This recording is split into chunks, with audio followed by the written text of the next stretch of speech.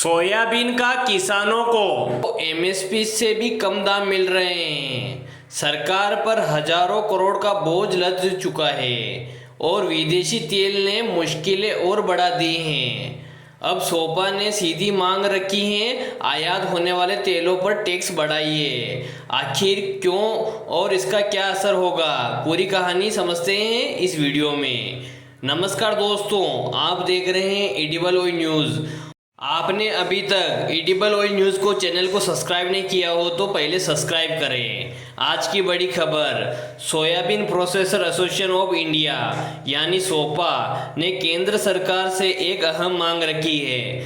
संघ का कहना है कि आयातित खाद्य तेलों पर लगने वाले शुल्क यानी कस्टम ड्यूटी को तुरंत बढ़ाया जाए। सोपा ने सरकार को भेजे अपने प्रतिवेदन में कहा है कि मौजूदा हालात में किसानों को न्यूनतम समर्थन मूल्य यानी एमएसपी से भी कम दाम मिल रहे हैं। इससे न केवल किसानों को भरोसा टूट रहा है बल्कि सरकार को भी भारी आर्थिक बोझ उठाना पड़ रहा है।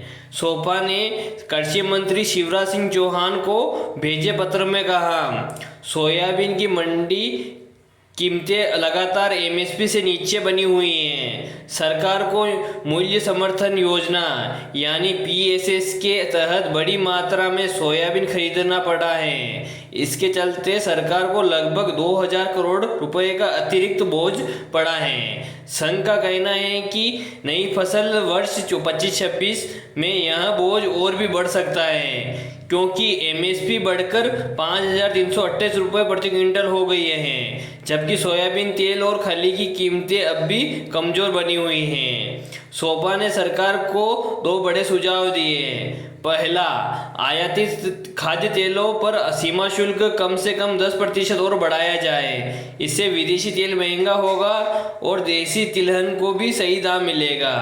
दूसरा, मूल्य समर्थन योजना पीएसएस की जगह भावांतर भुगतान योजना लागू की जाए। इस योजना के तहत किसानों को मंडी और भाव और एमएसपी के बीच का अंतर सीधे उनके खाते में दिया जाएगा। संघ का कहना है कि इससे राहत सीधे किसानों तक पहुंचेगी और सरकार का खर्च लगभग आधा रह जाएगा। सरकार पर बोझ का अंदाजा, सोपा के अनुसार मौजूदा हालात में सरकार खरीद जारी रखती है तो खर्च 15,000 करोड़ रुपए से भी ऊपर पहुंच सकता है। लेकिन अगर भावांतर योजना लागू होती है तो खर्च कम होगा और लाभ वास्तविक किसानों तक पहुंचेगा।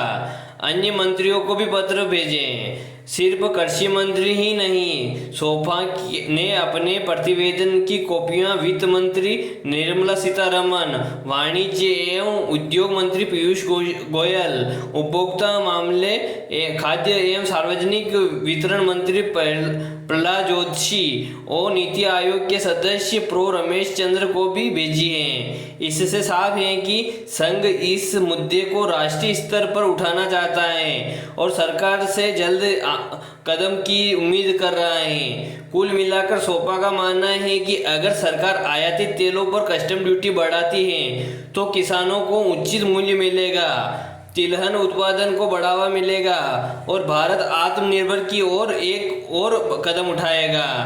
देखना यह है कि सरकार इस मांग पर कब और कितनी अमल करती है। तो ये थी आज की बड़ी खबर सोपा की ओर से आयातित तेलों पर शुल्क बढ़ाने की मांग। आपको क्या लगता है, क्या सरकार यह कदम तुरंत उठाना चाहिए? आपकी राय कमेंट सेक्शन में ज़रूर बताएं और ऐसे ही अपडेट के लिए एडिबल ऑयल न्यूज़ को सब्सक्राइब करना न भूलें। धन्यवाद।